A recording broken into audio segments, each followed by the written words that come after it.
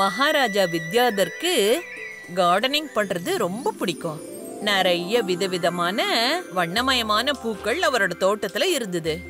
சில சமயத்துல அந்த செடிகளுக்கெல்லாம் அவரே தண்ணி ஊத்துவாரு. ஒரு நாள் அவருக்கு ஒரு ஆசை தோணிச்சு. வீரர்களே, மந்திரிக்கு நம்ம தோட்டத்துல இருந்து அற்புதமான மாம்பழங்களை கொண்டு வாங்க. அப்படியே ஆகட்டும் மகாராஜா. சாரங்கா, சாப்பிட்டு எப்படி இருக்குன்னு சொல்லுங்க. இந்த மாம்பழத்தை வளர்த்தது நான் தான். கண்டிப்பா இது இனிப்பா இருக்கும். நீயே இதை எடுத்துக்கோ.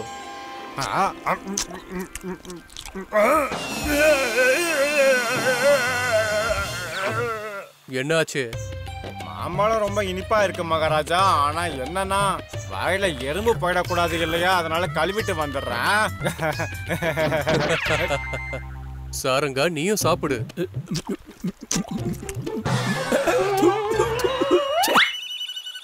என்னாச்சு மந்திரியாரே? மகாராஜா, இது காயா ரொம்ப புளிப்பா இருக்கு. மகாராஜாவுக்கு இது பிடிச்சிருந்தது. சாரங்கா அவருக்கு கொடுத்த மாம்பழத்தை பத்தி பொய்யா அவரு பாராட்டல. அது எப்படி இருந்ததோ அது அப்படியே சொன்னாரு. மகாராஜா முடிவு பண்ணாரு, அவரு இந்த விஜயநகரத்துல இவர் மாதிரி உண்மையான ஆட்களை கண்டுபிடிக்கணும்னு, அப்புறம் அவங்களுக்கு பரிசு கொடுக்கணும்னு நினைச்சாரு. ஆனா அது எப்படி? அற்புதம் மந்திரியாரே, நீங்க விஜயநகரத்துக்கு ஒரு அறிக்கையை கொடுங்க. மகாராஜா மாதிரியே மோகனோட பையன் ராஜுவுக்கு கார்டனிங் பண்றது ரொம்ப பிடிக்கும். அவன்கிட்டயும் சின்னதா ஒரு பூந்தோட்டம் இருந்தது.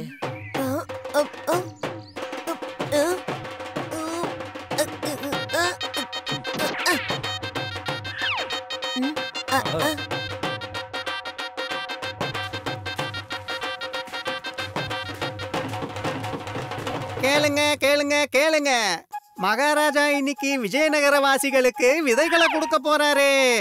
எந்த விதையோட செடி ரொம்ப அழகா இருக்கோ மகாராஜா அவரோட கையாலேயே அவங்களுக்கு பரிசு கொடுக்க போறாரு. கேளுங்க கேளுங்க கேளுங்க.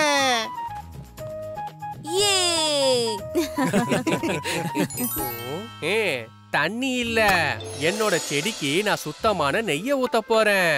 பாத்துக்கிட்டே இருங்க, இருக்கிறதுலயே அழகான செடி என்னோடது தான் இருக்க போகுது. சிறுக சிறுக சேமிச்சு. அட, முதல்ல மகாராஜா கிட்ட விதைய வாங்கிட்டு வா, அதுக்கப்புறமா நீ கனவு காணுவ.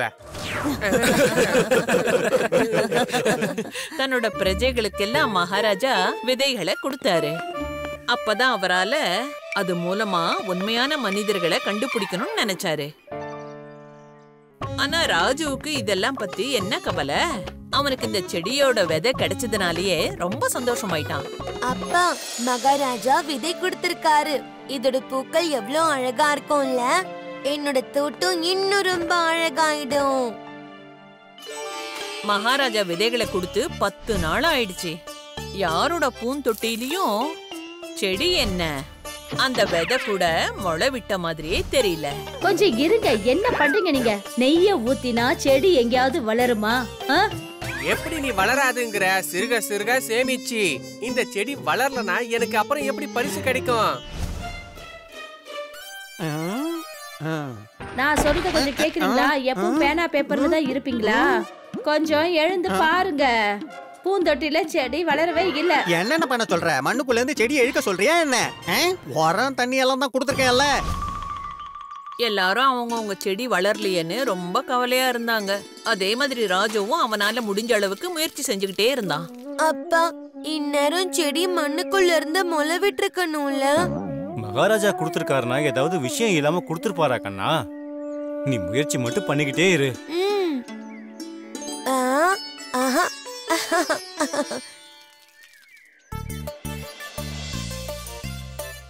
2 மாசம் ஆயிடுச்சு.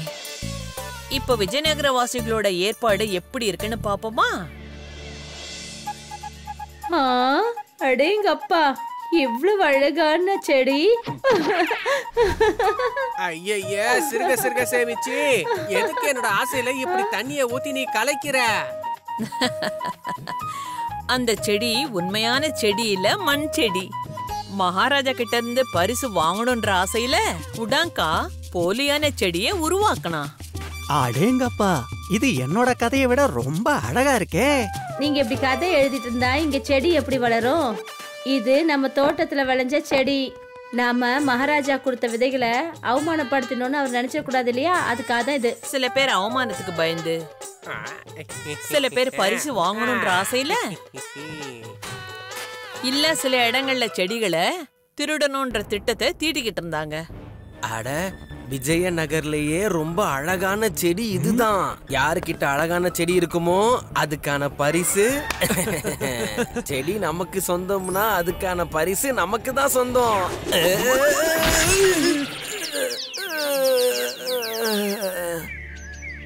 கடைசியில அந்த நாளும் வந்துடுச்சு. ஊர் மக்கள் எல்லாரும் அவங்க வளர்த்த செடிகளை கொண்டுகிட்டு மகாராஜா முன்னாடி காமிக்க கிளம்புனாங்க.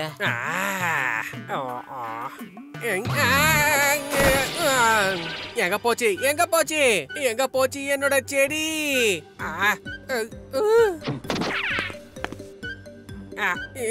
ஐயோ, நீங்க இப்ப செடியை கொண்டு போகணும். இங்க என்ன பண்ணிட்டு இருக்கீங்க? எல்லாம் ஏடா கூடமா ஆயிடுச்சு. இந்த இடத்துல பூந்தொட்டியும் காணோம், செடியையும் காணோம். சிறுக சிறுக சேமிச்சு. அங்க அவங்கள ராஜுவும் இருந்திருக்கணும். ஆனா அவன் வீட்லயே தான் இருந்தான். இந்த மண் பூந்தொட்டி எடுத்துட்டு போய் நான் மகாராஜா கிட்ட என்ன சொல்றது? கண்ணா, இத்தனை நாளா நீ ரொம்பவே கஷ்டப்பட்டிருக்க. ஆனா செடி வளரவே இல்ல.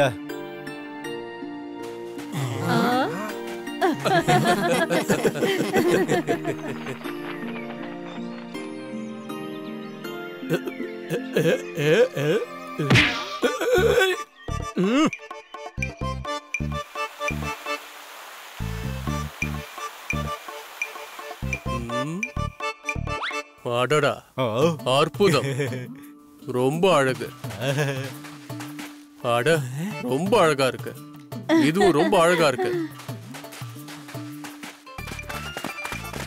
இல்ல, என் செடியை கொடுத்துட்டு போ.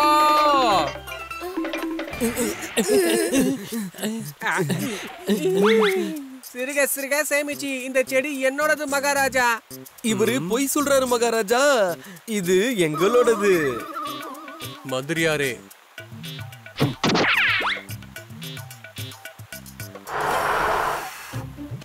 மகாராஜா, இந்த அழகான செடிக்கு தண்ணி ஊத்தணும்னு என் மனசு விருப்பப்படுது.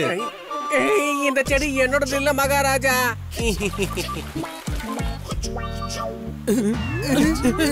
இது எங்களோடது இல்ல, இவரோடதுதான் மகாராஜா.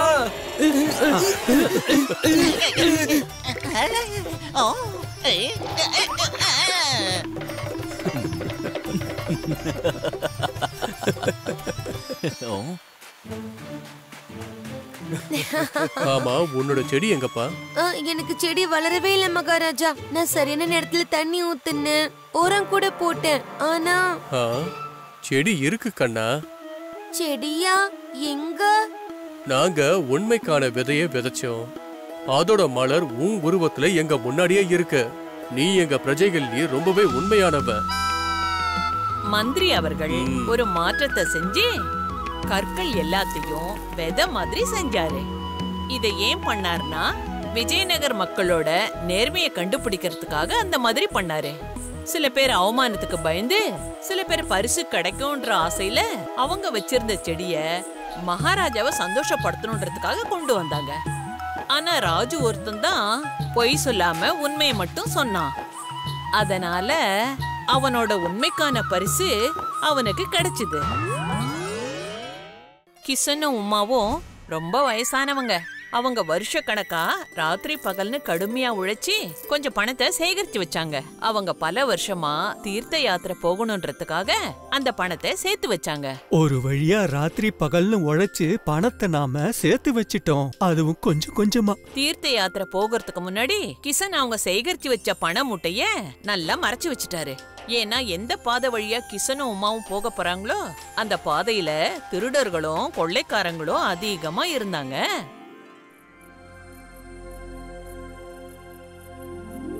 நான் ரொம்ப சோர்ந்து போயிட்டேன். இனிமே இந்த பண மூட்டைய நீ பாதுகாப்பா வச்சுக்க.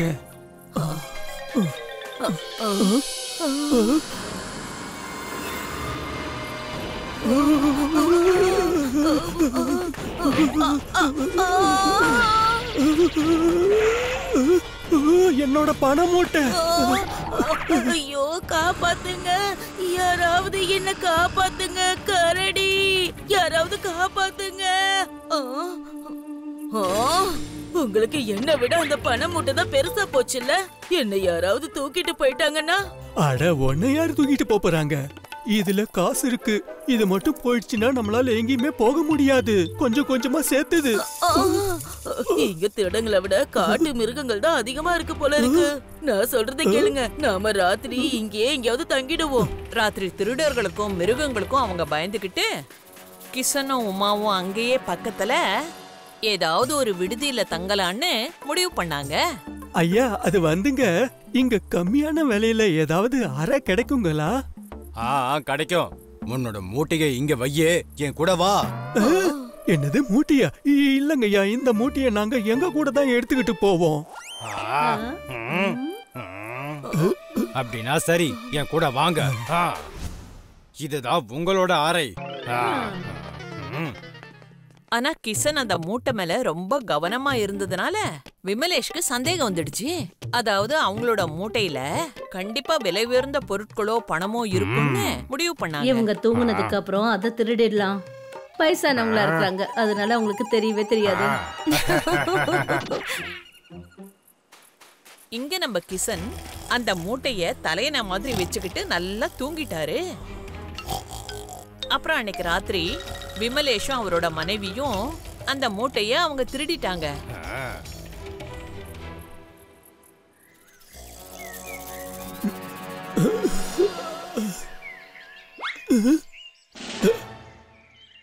என்னோட மூட்டை, என்னோட பணம். அடடா, நான் மோசம் போயிட்டேனே.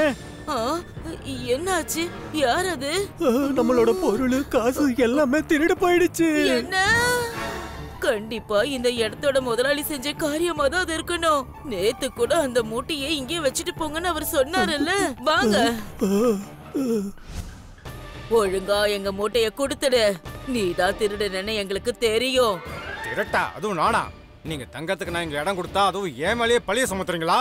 ஒழுங்கு மரியாதையா வெளில போயிடுங்க, போயிடுங்க. எங்களுக்கு மந்திரியாரே, எங்களுக்கு அநியாயம் நடந்துடுச்சுங்க ஐயா. நாங்க ரொம்ப வருஷமா கஷ்டப்பட்டு சேர்த்து வச்ச பணத்தை அந்த விடுதி முதலாளி விமலேஷ் திருடிட்டான். மகாராஜா கிட்ட சொல்லி நியாயத்தை கேட்க சொல்லுங்க. ஆனா இது எப்படி நடந்தது?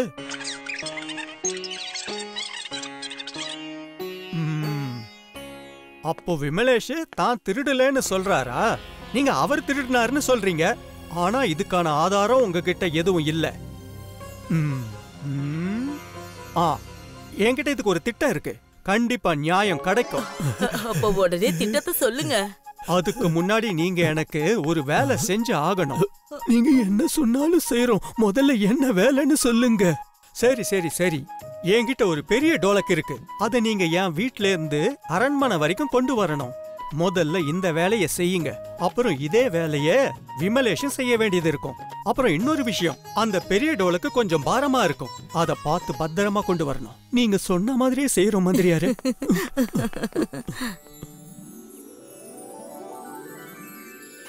கிஷனும் உமாவும் காலங்காத்தால மந்திரி வீட்ல இருந்து அந்த டோலக்கை எடுத்துக்கிட்டு அரண்மனை பக்கமா போனாங்க.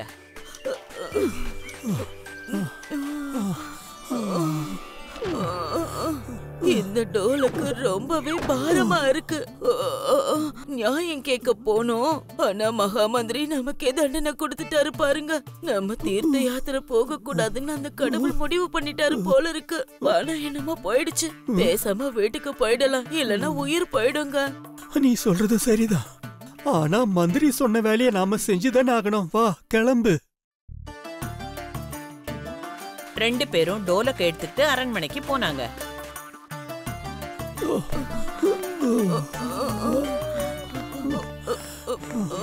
மந்திரி ஐயா வீட்ல இருந்து எடுத்துட்டு வந்ததானே இது, அங்க வச்சிருங்க. அதுக்கப்புறம் சாரங்கா இதே வேலையை விமலேஷ் கிட்ட கொடுத்தாரு. விமலேஷ் தம் மனைவி கூட அந்த டோலக்க மந்திரி வீட்ல இருந்து எடுத்துக்கிட்டு போக ஆரம்பிச்சாரு. என்னங்க, சரி சரி சீக்கிரமா வாங்க.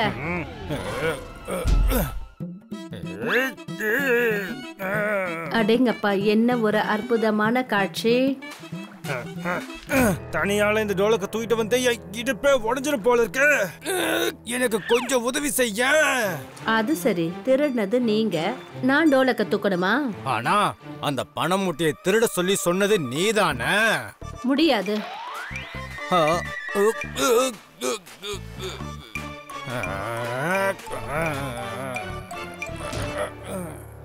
சரி சரி, இந்த டோலக்க கொஞ்சம் நீ பாத்துக்க.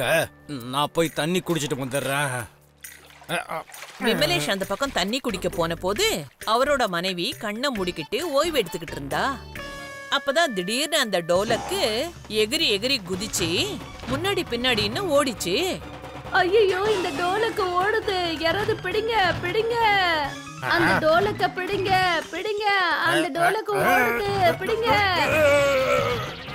டோலக்க தூக்க தான் முடியல, ஆனா நீ அதை பிடிச்சிருந்திருக்கலாம்ல. ஒரு வேலையை கூட ஒழுங்கா உருப்படியா பண்ண மாட்டேற. அப்படியா? திருடும் போது இதெல்லாம் நினைச்சு பாக்கலையா?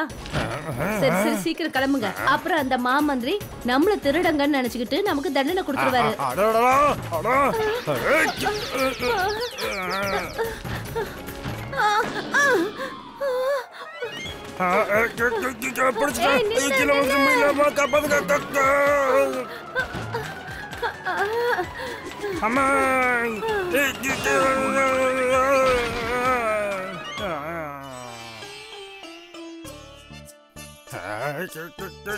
விமலேஷும் அவரோட மனைவியும் ஒரு வழியா அந்த டோலக்க எடுத்துக்கிட்டு அரண்மனைக்கு போனாங்க. அந்த இடத்துல ஏற்கனவே கிஷனும் உமாவும் நின்னுகிட்டு இருந்தாங்க. நீங்க என்ன இங்கதான் நின்னுட்டு இருக்கீங்களா? உங்களுக்கு தண்டனை கிடைச்சாதான் நீங்க அடங்குவீங்கன்னு நினைக்கிறேன்.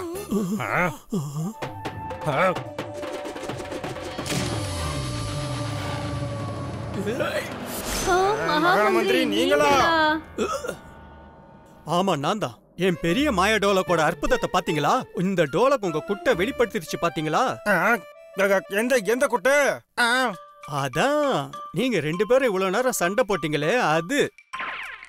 அப்புறம் இந்த டோலக்குள்ள உட்காந்து நான் எல்லாத்தையும் கேட்டுக்கிட்டு தான் இருந்தேன். இப்ப ஒழுங்கு மரியாதையா கிஷன் கிட்ட திருடின பணத்தை கொடுத்துருங்க, இல்ல நான் சிறைச்சாலைக்கு போறதுக்கு தயாரா இருங்க. ரொம்ப நன்றிங்க மந்திரியாரே. அப்புறம் இந்த மாதிரி தான் விமலேஷ் கிஷன் கிட்ட இருந்து திருடின பணத்தை திருப்பி கொடுக்க வேண்டியதாச்சு.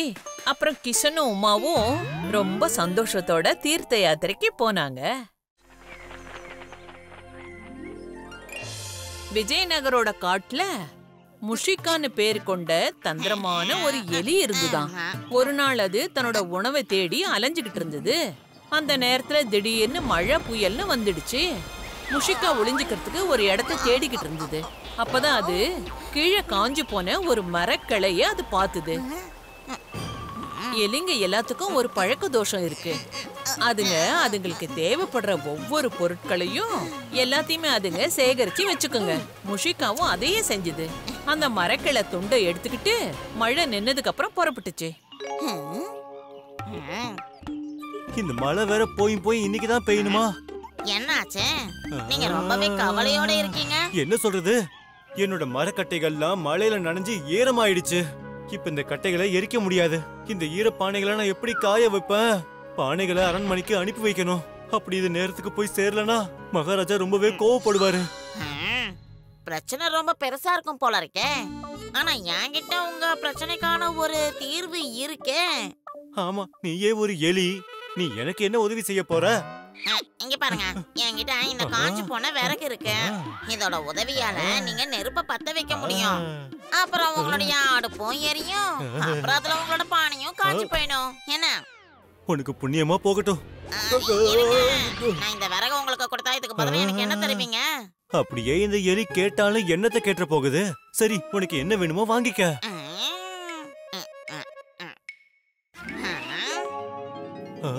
சரி, அப்படியா? நீங்க சத்தியம் பண்ணுங்க. ஏன்னா ஒரு வேளை கொடுத்த வாக்க நீங்க மீறிட்டீங்கன்னா என்ன பண்றது? சரி, சத்தியம். அப்படின்னா சரி, இந்த பரங்கிக்காவை எனக்கு கொடுத்துருங்க. என்ன பரங்கிக்காயா? ஆனா இவ்ளோ பெரிய பரங்கிக்காயை நீ எப்படி தூக்கிட்டு போவ? அதெல்லாம் நான் பாத்துக்கிறேன். இத வாங்கிக்கோங்க. அப்புறம் இந்த பரங்கிக்காயை பத்திரமா வச்சுக்கோங்க. அப்புறமா வந்து நான் எடுத்துட்டு போறேன். முக்கியமா ஒரு விஷயத்தை ஞாபகம் வச்சுக்கோங்க. நீங்க எனக்கு சத்தியம் பண்ணிருக்கீங்க.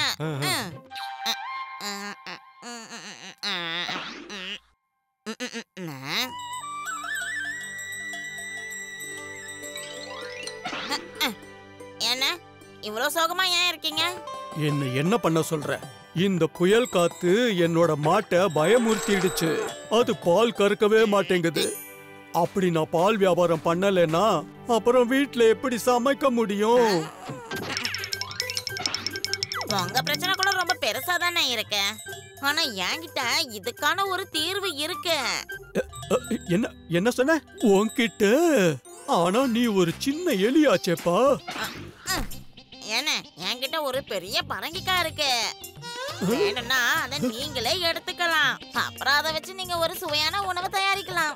என்ன, உண்மையாவா? ஆமா, பரங்கிக்காய் எங்க இருக்கு? அதெல்லாம் உங்களுக்கு வந்து சேர்ந்துரும். ஆனா அதுக்கு பதிலா எனக்கு என்ன தருவீங்க? உனக்கு என்ன வேணுமோ எடுத்துக்க. இப்படி எல்லாம் கிடையாது. முதல்ல சத்தியம் பண்ணுங்க. நான் உனக்கு சத்தியம் பண்ணி சொல்றேன். இப்ப சீக்கிரமா அந்த பரங்கிக்காயை கொடு. இதைத்தான் எதிர்பார்த்தேன். என் கூட வாங்க.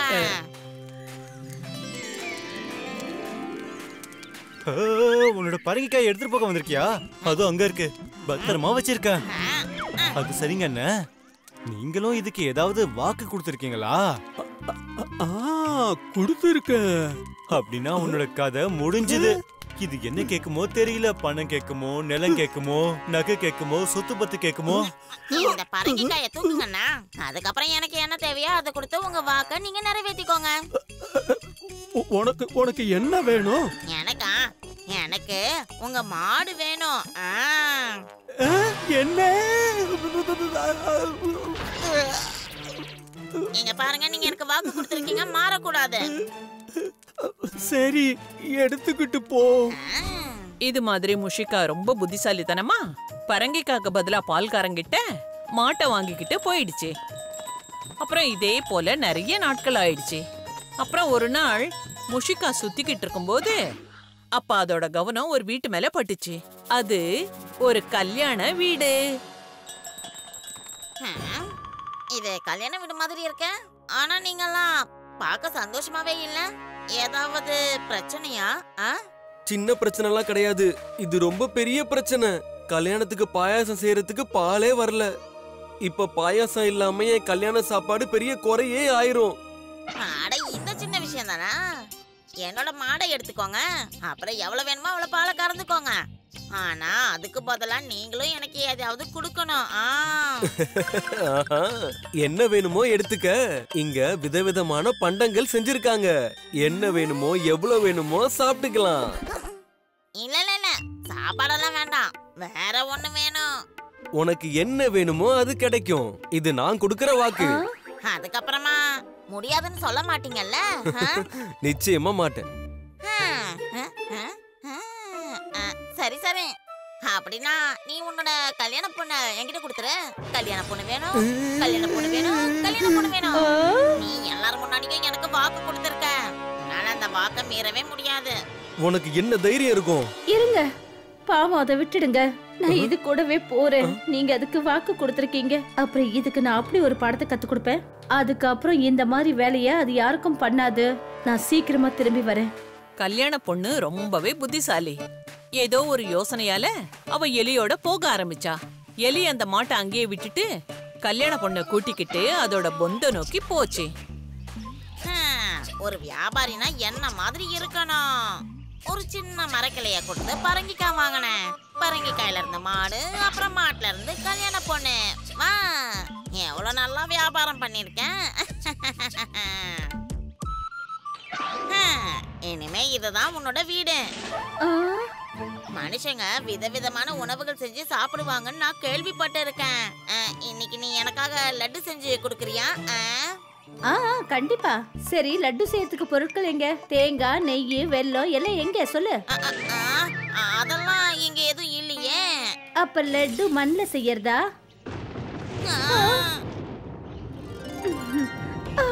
ஐயோ, மழை பெய்ய போகுது போல இருக்கு. மழையில இருந்து நான் என்ன எப்படி காப்பாத்திக்கிறது? சீக்கிரமா இதுக்குள்ள வந்து நீ நுழைஞ்சுக்கோ. பொந்தலையா? ஆனா எப்படி? இதுல நான் இல்ல, என் கால் கூட நுழையாது. அப்படின்னா சரி, மரத்து மேல ஏறிக்கோ. அது சரி, நீ மட்டும் பொந்துக்குள்ள நிம்மதியா இருப்ப, அப்புறம் நான் மட்டும் மரத்துல ஏறி நனையணுமா? அப்புறம் எனக்கு உடம்பு சரியில்லாம போயிடுச்சுன்னா? அப்படின்னா சரி, பக்கத்துல இருக்க கோவில்ல போய் ஒளிஞ்சுக்கோ. அப்படின்னா திருடுங்க வந்து என் நகையெல்லாம் திருடிட்டு போகட்டும்னா என்ன உன்னால பாதுகாக்க முடியலன்னா எதுக்காக உன் கூட என்ன கூட்டிட்டு வந்த? கொடுமையா இருக்கு. எவளை கூட்டிட்டு வந்ததுக்கு பதிலா நான் பேசாம வயிறார அங்க சாப்பிட்டுட்டு வந்திருக்கலாம். சரி சரி கோவப்படாதீங்க. அப்படி நீங்க தப்பா நினைக்கலன்னா நான் என்னோட நண்பர்களை வர சொல்லட்டுமா? அவங்க நிச்சயம் என்ன பாதுகாப்பாங்க. என்ன பண்ணணுமோ பண்ணிக்கோ. நிச்சயமா நீங்க கோவப்பட மாட்டீங்கல்ல? நிச்சயமா நான் கோவமே பட மாட்டேன். அதெல்லாம் முடியாது. முதல்ல வாக்கு கொடுங்க. அச்சச்சோ, நானே எனக்கு ஒரு பிரச்சனையை தேடிக்கிட்டேனே. சரி சத்தியம் பண்றேன்.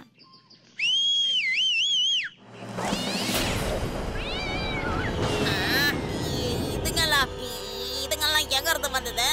இவங்க தான் என்னுடைய நண்பர்கள் ராம் அப்புறம் ஷாம். நண்பர்களே, என்ன நீங்க தான் பாதுகாக்கணும்.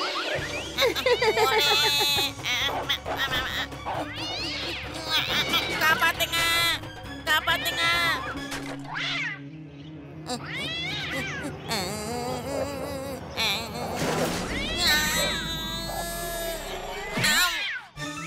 நான் தப்பு பண்ணிட்டேன். தயவு செஞ்சு திரும்பி போயிடு.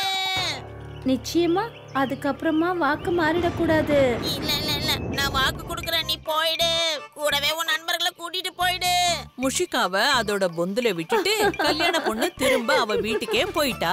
அப்புறம் பாவம் முஷிகா இவ்ளோ வியாபாரம் பண்ணதுக்கு அப்புறம் கூட அதோட கையில எதுவுமே தங்கல. If you like this video, subscribe to our channel Murthy Media.